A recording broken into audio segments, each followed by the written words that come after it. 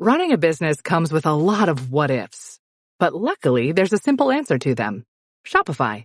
It's the commerce platform behind millions of businesses, including Thrive Cosmetics and Momofuku. And it'll help you with everything you need.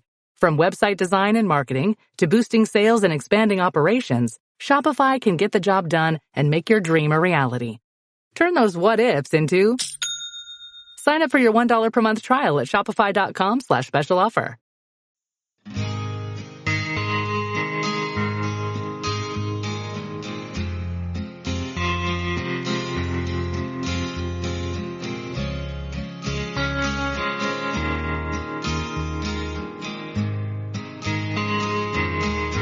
Well, I almost gave up drinking.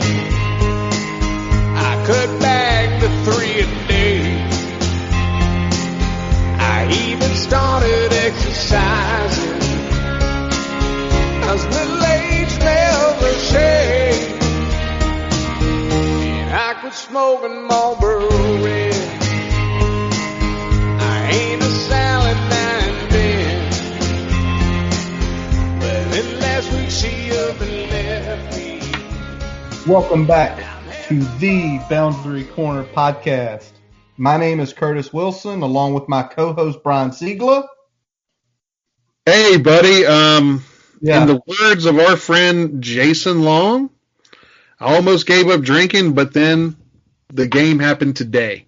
Oh, Jesus did it ever. And as you say that, I am having another beer after that game where the... Oh, man. I definitely went full fat kid mode and, ate and drank my feelings after that game. Rough game, man. Hokies fall to the Tar Heels 56-45. We're drinking our feelings away. We're drinking till we don't feel feelings anymore. I'm having another Sam Adams Boston Lager. Brian's probably what'd you pick up tonight, Brian? The Breckenbach, man. Been rolling the Breckenbach. Brian's chugging Breckenbach. It's after midnight. The highlight just came on SportsCenter about 2 minutes before we hit record, so even more freaking angst. A little salt in the wound there. Just salt in the wound. We're sitting here, we're talking through the stuff anyway, and it's oh, here it is again, right in the side. So guys, as we said, Hokies fall 56-45 in one just kind of wild, crazy game. We're gonna hit some few things here tonight. Looking at tape, looking at some breakdowns. Brian kind of had to stop in the middle of the game and head over to a kid's birthday party, but I think he was able to come back, get enough of the viewings, unfortunately, of the remaining parts of the second half he missed. At least he scored some points in that second half. A lot. I mean, shit, 31 points, Jesus. I mean, if I told you we put up 45 and 260 on the ground, hell, we're probably thinking, shit, we probably won this game. But I thought that was a 10-point win, but no, alas. All right. Well, let's hit it up, Brian. Let's get it rolling. Let's start with what you said you wanted to focus on, Virginia Tech's defense today. And let's start with this. Brian, coming in, UNC was rushing for 168 yards a game. That's not bad. Pretty good. Them some bitches tripled that up pretty much today. Yes. Yeah, not good at all. The 1-2 punch of Williams and Michael Carter. Williams with 169 yards on the ground. Carter with 214. And, Brian, we've been going back and forth. What the hell happened to our linebacker core today? Man, I was watching the game. I went back and watched some tape later. Man, the linebackers played probably the worst game I've seen them play since I've watched this unit play together. Rayshard Ashby didn't have a great game. Dax Hollifield had a horrible game. Alan Tisdale was good in spots and bad in spots, and it was just bad all around, man. They played timid, they got bad reads, and they did not tackle well. That's the trifecta right there. You want to doing three things well, maybe it's a different outcome, right? If you can at least tackle, which is one thing we emphasized they needed to do in this game if we wanted to win, if you at least tackle well, you probably take maybe 10 points off the board there. So, and that might have been enough to pull out a victory or at least have a chance there at the end. But damn, dude, we did not do it. It was bad. It really showed the lack of athleticism that we have at the linebacker position. They were up on us at the second level pretty much every time they ran the ball. Like, even when we did the right thing, they were getting 5 and 6 yard gains in the running game. Like, it was bad, man. It was as bad as I've seen our rush defense ever.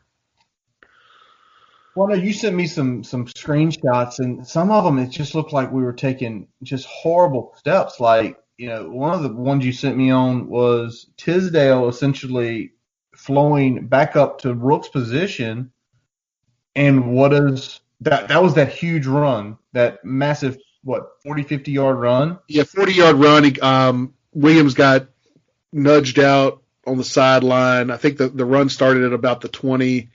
And then they ended up on the other side, like 38-yard line. So, it was a big run. And, what happened was kind of simple there. So, you had Tisdale that got a bad read, ended up about one gap further to the right of the formation than he should have been. And that left a big hole. And then Matheny was a little late with the plug, missed the tackle. And all of a sudden you got this huge gain down the sideline. Which if Tisdale made the right read, he's probably there to assist Matheny making that play in the gap instead of chasing the play. Essentially, Tisdale got blocked, and he blocked Rook from even being able to pursue there because the guy that was supposed to block Rook ended up blocking Tisdale. So it's funny. But on that play, too, when you talked about it, if he steps into that gap, the running back can either face him head on because the way that run was blocked, he would have been unblocked in the gap. Yeah. And the guy can hit him and take the 2 or 3 yard gain, or it's the hump. And we didn't see any humps today, man. No, they were getting to their spot when they wanted to just about every play.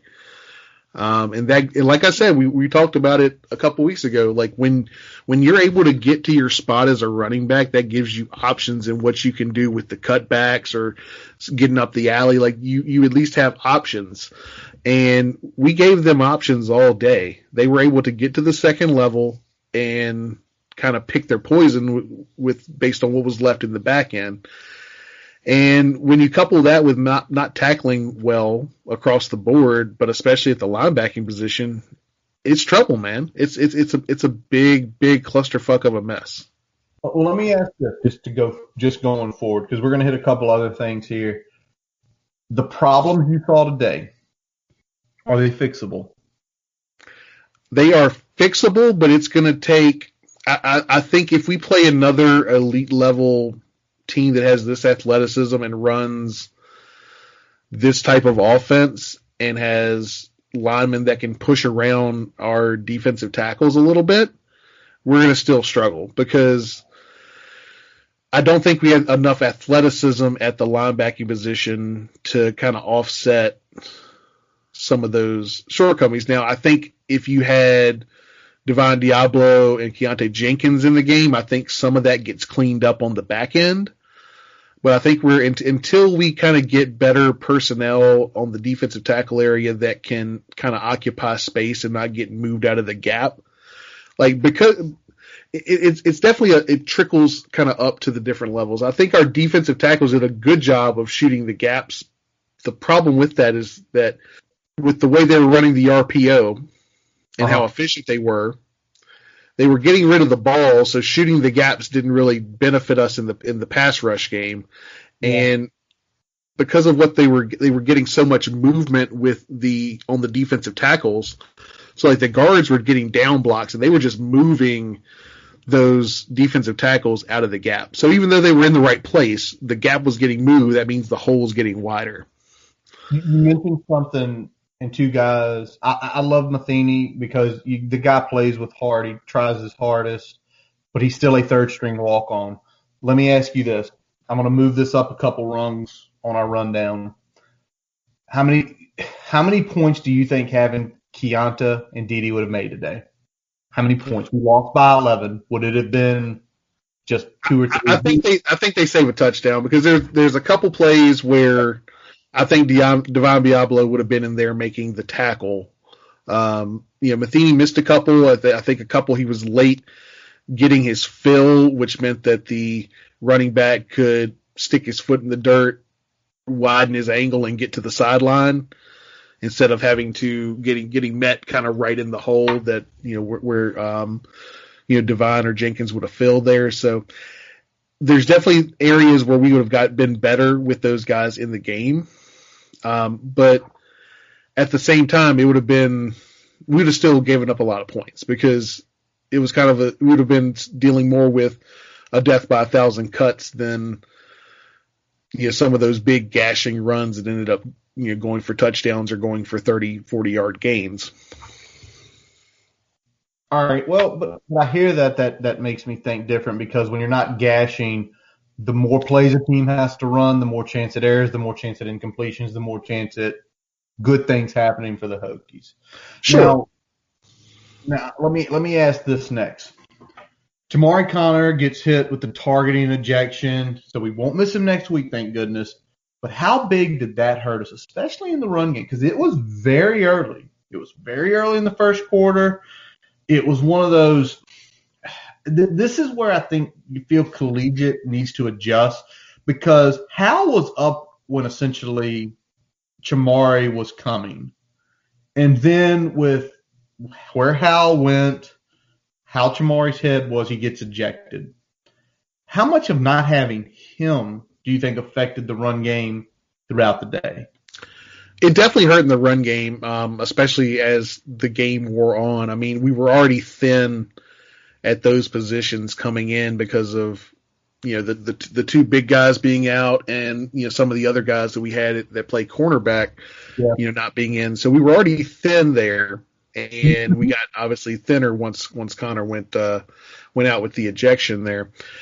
And that would have helped in the run game, honestly. And they were good in the run game before he left, but they were actually taking more advantage of Connor in the pass game when he was still in the game. And I think we ended up getting a little better at that because we ended up, I think, as the game wore on, we actually moved Waller into nickel and let him kind of run that. And I think that shored up some of the things they were doing in the pass game, but we just kept getting gashed in the run game, and Connor would have definitely made a difference there. Like I said, I don't know if some of that yardage would have ended up being kind of short passing, more of that RPO stuff where they were going to some quick outs and things like that they were taking advantage of early on in the first half.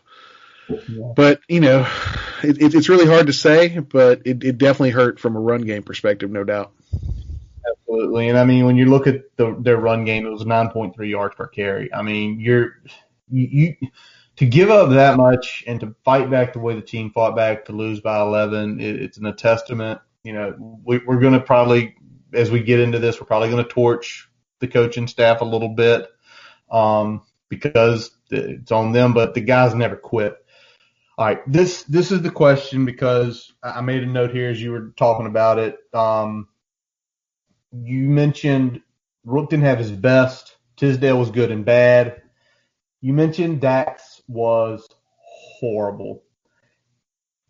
What should Dax Hollyfield's role on this team be?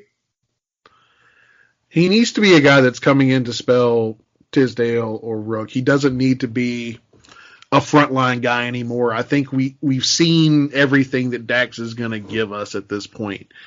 And I think we've kind of seen that for a while, man. I mean, he's kind of peaked.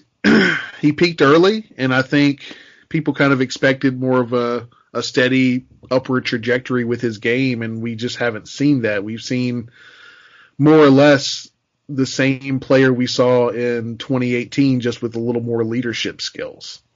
Does it hurt that he's been playing out of position at backer instead of the Mike? Do you think that has hurt his progression, that they're asking him to do things to me he can't do? But when you only have a couple options there, hey, you've got to do it. I think if we would have been smart, we would have went ahead and said, once Tisdale came on and played the way he did the back half, say, Dax, you're inside, you're Mike, you're going to back up Rook, you're going to come in, and we'll maybe put you out there on the outside in certain situations, or if we're playing a team that's very, very much a kind of between the tackles traditional run style, not this RPO and read option. Because he does pretty good when he can kind of get a good read and get downhill and make a play. But when he has to think, it becomes problematic. He was out of position a lot in the game today. When he was in position, he was missing tackles. When he was in position to potentially make a play, he was getting blocked by even Daz Newsome. Like, come on, man. Daz is 5'11", 190 pounds. Dax is 6'3.5", 235 pounds. He should not be getting even great technique, not be getting blocked. If you tell me that, he stopped the momentum, yeah, that means Daz Newsome is working on his, blocking skills. If you're telling me he's just wiping him out, that tells me somebody's essentially not listening and understanding leverage and what he needs to do to get to the right point. Yeah, I mean, it was ugly across the board. Obviously we're going to talk about coaching a little bit here, and I mean, yeah. It's so difficult to determine how much of this is coaching and calling and how much is just really bad matchups against what they were doing on offense, man. And I mean, I think it's a little bit of both. I think there were some issues with preparation for this team. I think we had some execution flaws. I think we were mismatched from a athleticism perspective, especially with the linebackers against what they were doing in the inside run game. Yeah. But I think also a few calls put our guys in some bad spots. And, we got bit a couple times with some deep balls where we had guys on an island. Yeah. Well, let's get to the deep balls in the passing, because clearly the running game, they lit us up for, 390 plus yards. That's why I said triple. They're not quite triple, but 2.5 times what they normally do. Yeah. But Hal today, I mean, he was efficient. He it's what you want him. If you're running like that, you want him to have the stat line of 18 for 23, 257, 3 touchdowns. His two big weapons had great days. Diami Brown, 3 for 86 with 2 touches. Daz killed us, essentially, 7 for 69 and a touchdown. Still don't know why we didn't offer that kid. Had his brother. Obviously, Myron played here in the 90s. And then Williams continued to kill on the ground game with 55 yards in the pass. Their offensive line played good, really good in the run game, solid in the pass pro game. They only allowed 1 sack. But, Brian, me and you talked about it, and we texted kind of early in the game. They didn't have to drop 5 to 7. It was quick hits. It was threes. It was getting rid of the ball quick.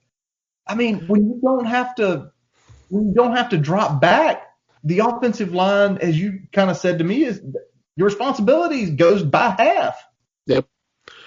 And the big thing I saw was that, because of the success they were having on the run game, they were able to just, fake the zone read and then just stand in the pocket right there, 4 yards deep in the backfield and wait for some of those guys to get about 20, 25 yards downfield, and then he was chucking it. And, a couple times they set up the formation where, we were in a bad call. We had the one that went deep to Brown in the first quarter. They had 2 to the top of the screen and Brown on the bottom, and we were in quarters with Chapman having half the field there against Brown, and what essentially became a quasi one-on-one matchup there because of everything that was going on to the other side of the field. There, Brown was the only person on that side of the formation, and what I didn't like about Chapman's technique there is that he gave up ground very quick to where Brown got to dictate terms of that route. And as soon as you do that, Brown, all he had to do was give him a little shoulder fake, and a little bit of reaction was enough to get him about 4 or 5 yards of space where, he got open deep, and, great ball by Howell. It was right on the money, and, Chapman tried to recover there, but unfortunately that ended up with a big touchdown for them that gave them a 21-0 lead. Yeah, and we talked about the downfield numbers in the preview show. That was Sam Howell's first air yard pass over 20 yards all year. All year. And so, Brian, I'm going to make sure I heard you right on this. Amani Chapman, that was a zone. That wasn't a man. Because to me, it looked like he was in man because of the way he bit down when he made that little shoulder turn, like he was going to go on an out route and then cut back up on him. So if you look back at it, it's quarters coverage. So you had Walker was playing on the far hash. You had Matheny playing on the far numbers. He took Newsome up the sideline on the fly. So it was essentially twin fly routes, and then they sent the tight end, I believe, was up the seam, or was it what's his name? It was one of the other guys to the high side there, went up the seam. So you had two guys running up on, outside the other hash, and then you had essentially what became a de facto 1-on-1, even though Armani Chapman was supposed to be in essentially half field in that quarters coverage. He was playing the back half of the left side of the formation. Can I ask you a question? Yep. If Armani continues to backpedal, does that become a touchdown? Because the way you're saying is he saw him make that move and he essentially just bit down versus saying, no, you're in quarters. Although he gave up his cushion too fast with him having that deep half responsibility. Oh, okay. There we go. So once he gave up his cushion, it became like a man responsibility at that point. He wasn't driving on the ball. He was running with Brown. So at that point, Brown was dictating the terms of what was going on there instead of Chapman. If he kept his cushion, he could have kind of read and react. So essentially, because of what Brown did, he flipped it from a zone to a man coverage. Yeah, because of how much he got rid of the cushion right at the beginning of the route. Okay. I feel like the other one too was also a man beater. I'm not sure, but either way, it just they hit two big ones today. They hadn't hit any all year. They hit two big ones for touchdowns today, and they also maintained their efficiency in the red zone, Brian. If you take out the kneel down, they were essentially perfect in the red zone. And you're not going to beat a team that is perfect in the red zone and gets several deep ball touchdowns. It's almost like the perfect storm happened for this defense today, where we had felt good the first couple weeks. We didn't feel great. We didn't feel 2005, 2006 defense, but we felt like they were tackling solid. Not great, but they were getting there, gang tackling. They were playing good in coverage with some of those zones. They were staying in their zones. They weren't, as you talked about, Armani giving up their cushion. It's like they didn't trust themselves today. It's like they started getting beat defensively, and it was just like the overthinking, the let me do this, not that. And against a team with the talent of Carolina, Dez is talented. Diami's talented. Their two backs and Sam are talented. They don't have a great offensive line, but they have a solid offensive line. Yeah. And everything that could go wrong did go wrong. Yeah, and because of their success in the run game, that offensive line never really got pushed from the pass rush. Like, they were quick getting rid of the ball, and when they did take shots, they took shots from play action, so guys were playing less aggressive going after the quarterback.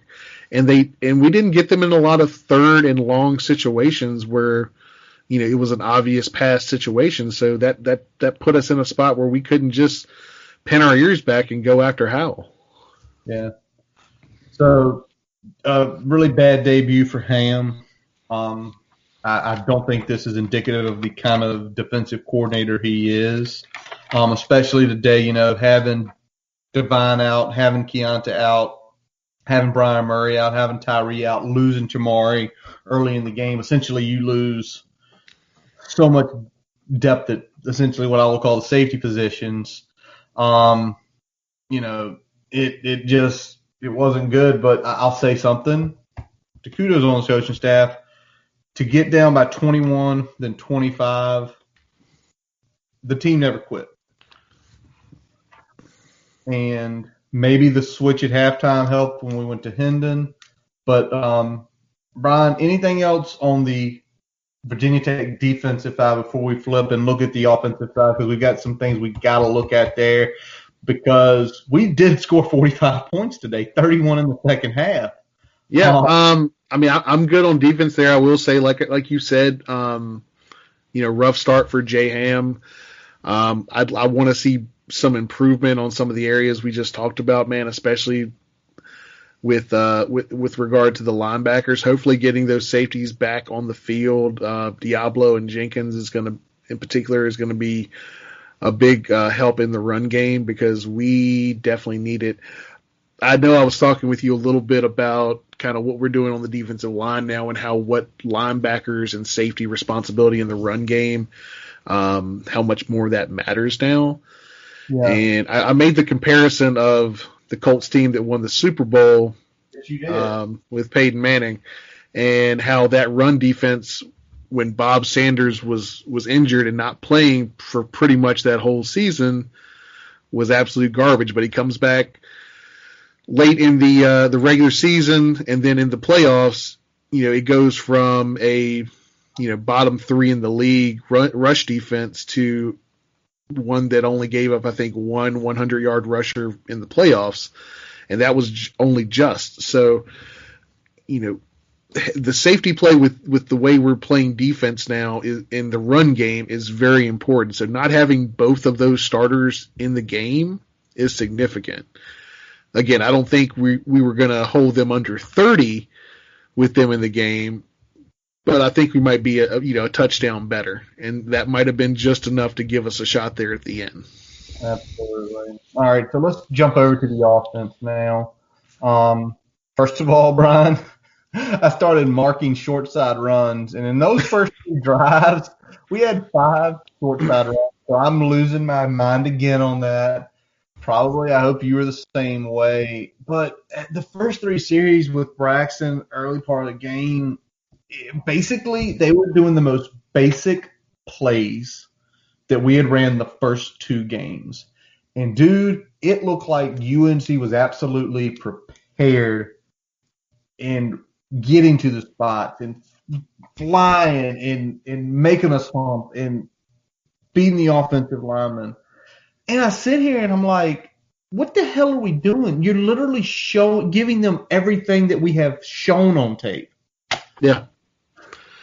Yeah, it was sad to see how early on we went way vanilla with the play calls.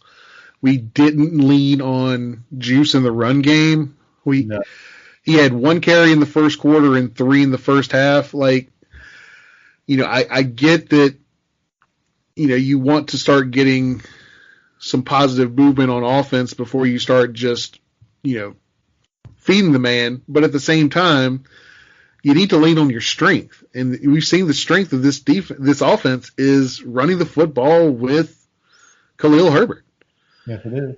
And if we, I get what you're saying with the vanilla play calls, and I think we should have definitely mixed up how we were getting the ball to him, but the fact that we didn't get it to him is a travesty. An absolute travesty because, he would end up winding up, even with that little of carries in the first half, he still had 138 yards. He still had 2 touchdowns. He still had 7.7 yards a carry with those just having 3 in the first half. So again, it just kind of tells you it's like, it's okay to do things you do, But you've got to figure out different ways to kind of get him involved, be intelligent about that. And so, after those 3 series, they bring Hendon in for a series. He goes 3 and out. I don't think that shocked anybody. They, again, very vanilla, very blasé, nothing special. But finally, we're down 21-0. We finally start mixing up the play calls. And lo and behold, 2 touchdowns in 3 possessions. We cut it to a 1-score game. Anything specifically on those drives other than mixing it up a little bit? Mixed it up. And honestly, on the first touchdown drive, just a hell of an individual effort by Trey Turner, kind of taking that little route there and working inside and then coming back outside and getting up the sideline for a really big gain. I mean, it was one of those give me your ankles type situations with the safety there. He gave him the little okey doke and then went outside, and all of a sudden he was up the sideline. It was like, 50-yard gain on that one play, I want to say, maybe 55. Let me look here on the first one, real live here. I think we touched on this earlier, but I missed it. 36. 36, okay. Either way. I inflated the play. It felt like a 55-yard gain to us because of how porous everything had been to that point. So that magnifies it when you play for 3 consecutive possessions. It's like, oh, yes, okay, finally something. Well, what it did is that we went from just our side of midfield right into the red zone, and a few plays later, we run, and then we run the little jet sweep to James Mitchell from the 1 or 2 yard line, which is the most unstoppable play in collegiate football. I don't know how, but it is. Go up, 21-7. And then we're 4 for 5 running those jet sweeps to him at the goal line, man. It is one of the more impressive things of all times. And then defense steps up, gets a 3 and out, but we have a 3 and out. But defense holds again and gets a 3 and out, and then another big play drive. And this one, Brian, I know was again a couple. Khalil Herbert with a big run, Turner with a catch, and then Herbert punches it in. And you're sitting here and it's like, wow. After that first quarter, holy shit, we're down 21-14. Yeah. That Herbert touchdown was impressive because he got outside and then he waited for the safety to come up and then just said, all right, I'm going outside, got to the edge, got up the sideline, scampered in the end zone. His vision and patience on that run, I jotted that down on that run. It's like, you don't see guys do that. He literally set it up, waited, found it, went. Also, props to James Mitchell for getting a big-ass pancake at the end of that, too. Oh, you texted me, and my buddy Mike texted me, give James Mitchell all the credit in the world for that touchdown run. He crushed that guy, absolutely. All right, well, defense, again, all day has happened. They have a couple good series, and then they give up another touchdown. They go back up 2 scores. But, hey, we've proven we can go score on these guys now. Yep. They're up 28-14. It's getting around near the end of the half, and we're driving. Got a good drive going. We get to the UNC 43. Brian, it's 3rd and 4 at the UNC 43. You're clearly down 2 touchdowns. You are out of Brian Johnson's range, or so we think, because what he did later was pretty impressive. What do you expect? If you're the offensive play caller, Brian, what is your call there? 3rd and 4, 43-yard line. You're probably in 2 down territory. What's your play call there? Run. Any specific run? Anything you would have liked to see? I would like to see probably outside zone to the wide side to Khalil Herbert. You said wide side not to piss me off. But no, Brian.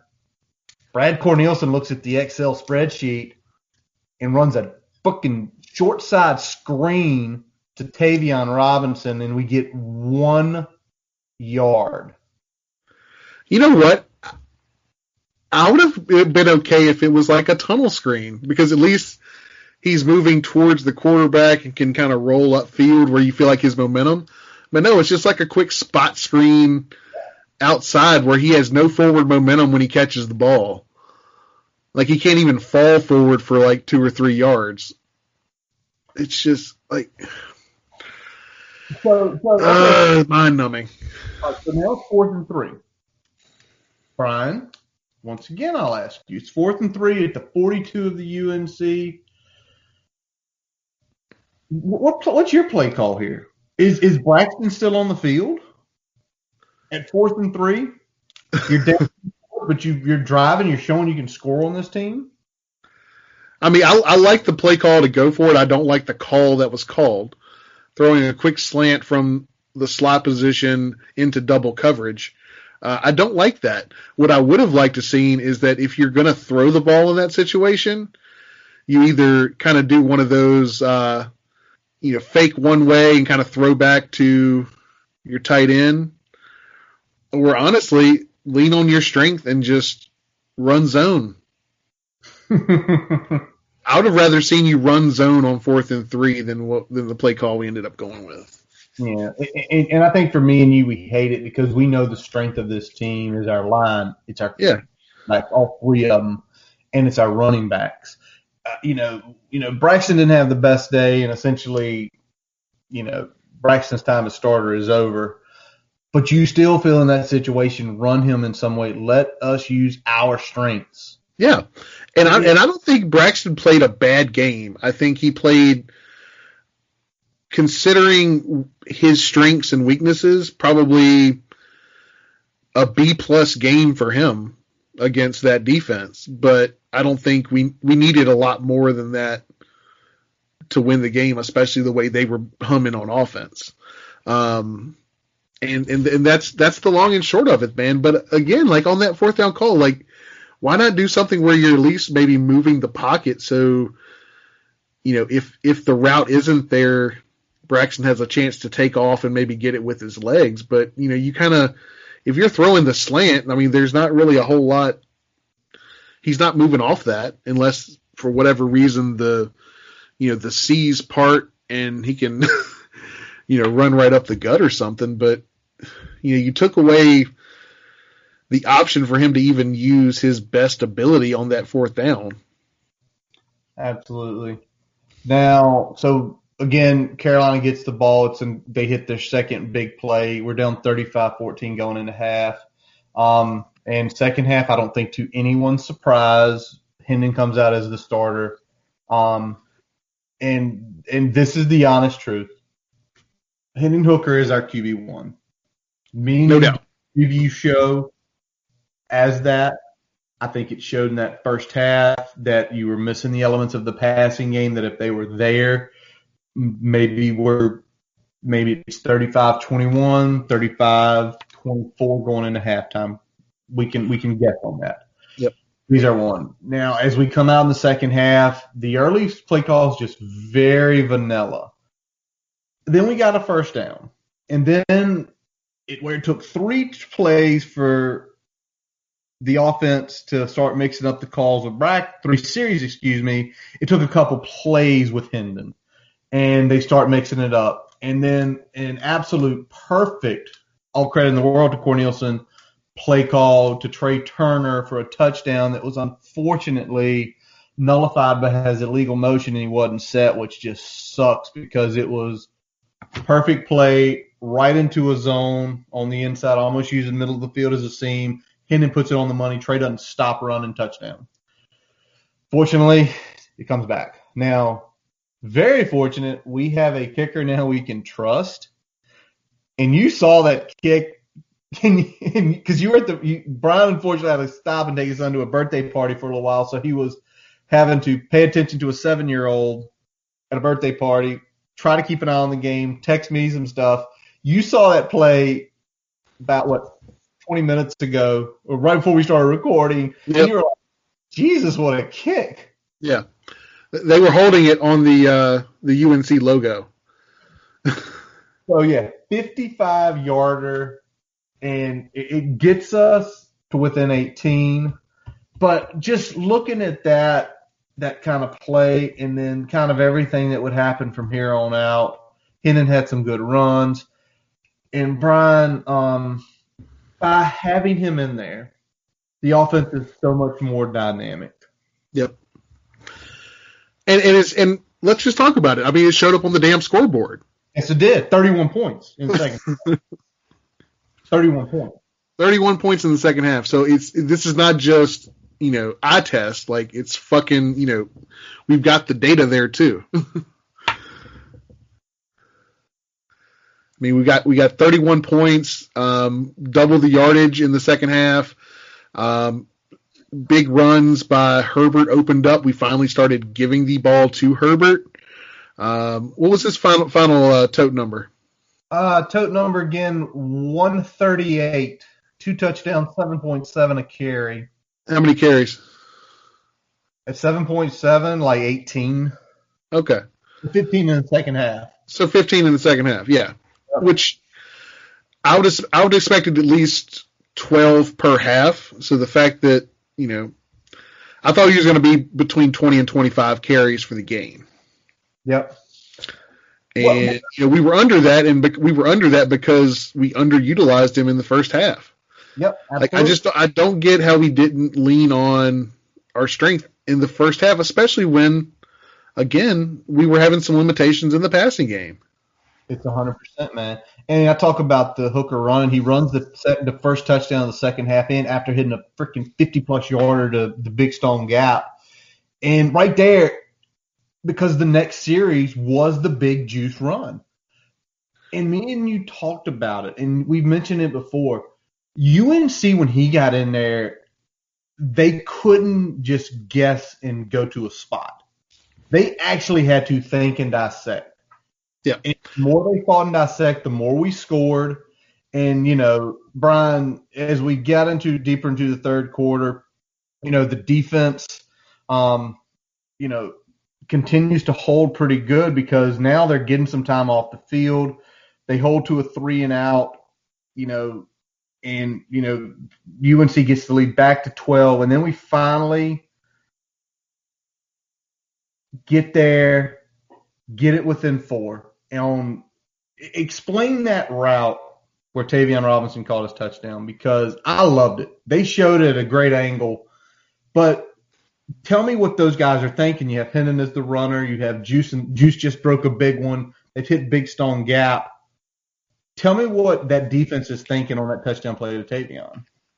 So Trey ran a wheel. Okay. And Trey took 2 guys up the sideline with him on the wheel. And what that left was Tavion essentially running a route kind of in right up the hash. And they hit him there, and all he had to do was make a move on the safety. The safety was the only person there. Safety still had an eye on what Trey Turner was doing. He put a little okey doke on him and then ran right between the hashes there for the touchdown. It was a really good play call, man. It was a really good play call, and the way they set it up, they definitely had both of their eyes on the wheel because we've thrown the wheel a couple times at this point. And then you kind of work that route underneath, and Tavion Robinson had a lot of room to work, and when he's got room to work, he can make guys miss and just get upfield for the touchdown. Yes, he can. But, obviously the defensive struggles continued. After we cut it to 5, the defense pretty quickly gave it back. We go back up to 12. Then we have the one that irritated the crap out of a lot of folks, you included, me included. We get the ball. Juice Herbert, 11 yards. Oh, here we go again. We're going to cut it right back down. After an 11-yard gain, we choose to pass the ball on 3 consecutive plays. And I'm trying to figure that out because it makes no sense. Hendon takes a sack on 3rd down and 10. We have to punt. Let's just not run it at all. He just got 11 yards. Let's just completely ignore the motor of the team, the thing that keeps the team going. And this is where the Excel spreadsheet needs to be tossed out. and potentially the person up in the booth calling these plays, this is where you get to that point, and I'm holding my neck like this, Brian, like maybe he needs to go because it's so inconsistent. And at that point right there, you can score on them. Yeah. They're struggling to I mean, let's emphasize this here. Let's talk about it. We're going to break it down real deep here. We are not saying that Brad Cornelsen is a bad offensive coordinator. He does well with the game plan. He does well with play design. He does very well with a lot of things. And in moments, he does a damn good job play calling. But he is so inconsistent and sometimes either underthinks or overthinks the situation. Not just when it happens. It's definitely more of like when it's the flow of the game. Like that was a key drive. Like we needed that to get points. It wasn't like, I mean, sometimes, there's drives where, okay, well, you don't feel bad about a 3-and-out, or you don't feel bad about, trying to do something different and it didn't work and you had a punt. Sometimes there's those scenarios and you're like, okay, well, he was trying something different. It didn't work. But that's something you do when you're not in these crunch time moments. It's not something you don't get cute when things are humming for you and all of a sudden you try to do something different just to shake things up. Like the running game is going, the misdirection game is going, both in the passing game and the running game. Go back to the well until they can stop it. Yep. But they don't. That happens. We punt. UNC gets us again to go up 56-37. We're down 19, and, it's about 9 minutes left in the game. And all hope's not lost because you take a look at how we scored in the third quarter, 1 in a minute and 18 seconds, 1 in under a minute. And it's like, cool, this is fine. We've got to go score. Yep. Also, let's mention real quick the Brian Johnson onside kick. That was a thing of beauty that swung the momentum in our favor. And he not only won, the one up the middle was pretty, but the one to the outside that they got later on was also beautiful. So give him his due diligence or give him his credit. But then, so we get the ball, 9 minutes or so left. And Brian, I don't know if you didn't get to see this, I don't think, live. The tempo of that touchdown drive felt so shitty. Yeah. It took 3 minutes and 23 seconds. And I'm sitting here, it's like, what are we doing? We are down 19 points. We know we can score fast on them. We need to get our asses and go. And once again, you just mentioned more flaws about Brad Cornelsen. There's another one right there. It's like, no, this is when you need to go tempo. This is when you need to take shots. Basically, that drive, it turned essentially, he should have switched the drives. Yeah. If you would have did this on the previous drive and then, hurried up and was chucking it on this drive, you might say, okay, well, at least there's a rhyme and reason to it. But, he got too cute and moving too fast and trying to do too much on a drive where he just needed to simplify things and keep rolling with what's working. And then when he's in a situation where we need points, we have to get points and have to get points fast. He's like, all right, well, we're gonna methodically drive this bad boy down the field and get a touchdown and a 2-point conversion. No big deal. Yeah, and here's the issue with that drive, and it's to your point exactly. 8 plays, 77 yards, 3 minutes, 23 seconds. We had 5 runs on that one. Yes, we have the explosive guys, don't get me wrong, but when you're down 19 with 9 minutes left, you need to be pushing the ball. And again, it's just terrible situational awareness. Again, this is where we tried the onside kick. We don't get it, but that last drive, even you said it to me right before the game, right before we started, there were several opportunities for the defense to stop them. We didn't.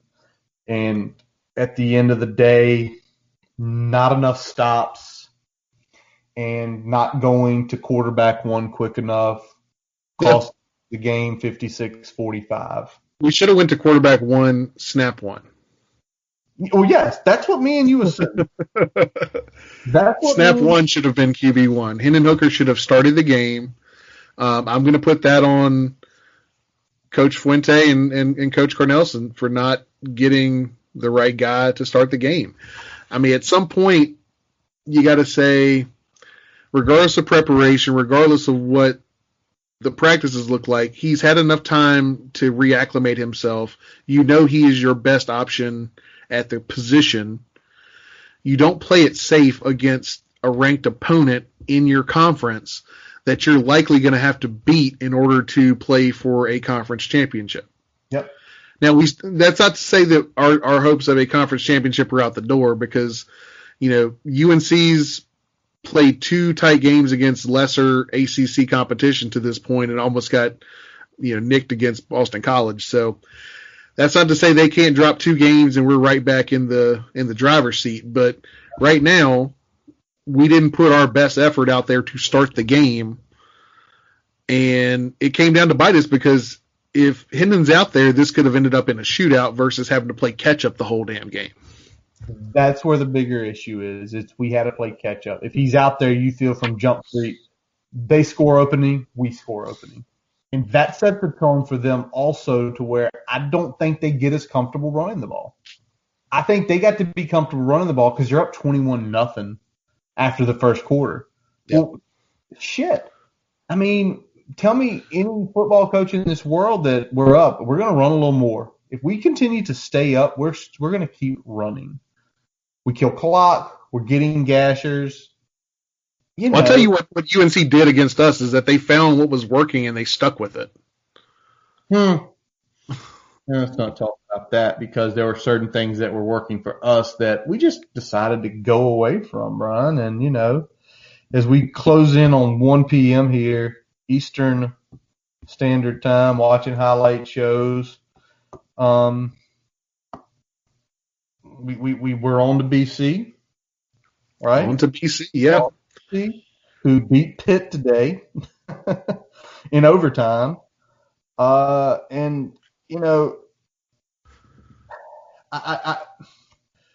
You told me it's 6:00, because I told you it's 6:00, and by that time, so what are we, 3 hours, right? A little over 3 hours past the game, I texted you and said, I'm not as mad with this loss. You texted me back and were like, I'm still bleeping mad with this loss. Where are you a few hours later looking at more tape? Are you still as angry, or are you coming down to where it's like, I'm not as mad, but I'm very mad that we did not have Hendon Hooker out there to start the game, especially the way he played when he was on the field. I'm still mad that our linebackers didn't play better. Because at some point, I mean, the bad reads, I will live with that, because people are going to get bad reads, especially against a team that does, some misdirection in the things with the RPO that they do. I get that, but they played timid and they didn't tackle well, and that's things that they can control. So that's got to be better. That's got to be better going forward. And, I mean, I'm hoping getting Dede and Jenkins back is going to clean up a little bit of that run game stuff, so we'll see how that goes. Yeah. Thankfully, we got a team coming in that does not run the ball very well. Yeah. So I think we're going to have some more success in that area this week. But with the way they sling the ball a bunch of times, I would like to have the safeties back as well for that. Well, from everything we're gathering, Divine's back regardless. Divine should probably be back for a whole week of practice, which is good. Yeah. Because I think me and you did some counting earlier. We said he could be back if he was one of these tests, but he wasn't. So he was in the Friday set, which meant that he wasn't going to get, even if it was negative, he wasn't getting results back until after the team had already traveled. Yep. So he's in the Friday set. You hope he's back, because if he's back, because it would have been Friday, Saturday, Sunday, Monday, Tuesday, Wednesday, Thursday, Friday, Saturday, Sunday. His 10th day will be tomorrow, which is not a practice day. Luckily, it's one of those things he can be on a Zoom meeting with the guys, and he's back on the field Monday practicing. Keonta, I want to say Keonta was in the early set of testings. I want to say it sounded like he was the Monday. He was set. in the Monday. And so he has a chance of being cleared either Wednesday or Friday. Okay, so we think he's in the Monday. If it's that, he's Wednesday. No, he would be Wednesday or Thursday. Yeah. If he's middle, he's the borderline. Yep. The borderline if he's there next week. Now, luckily for us, it is a home game, right? Yep. So no travel.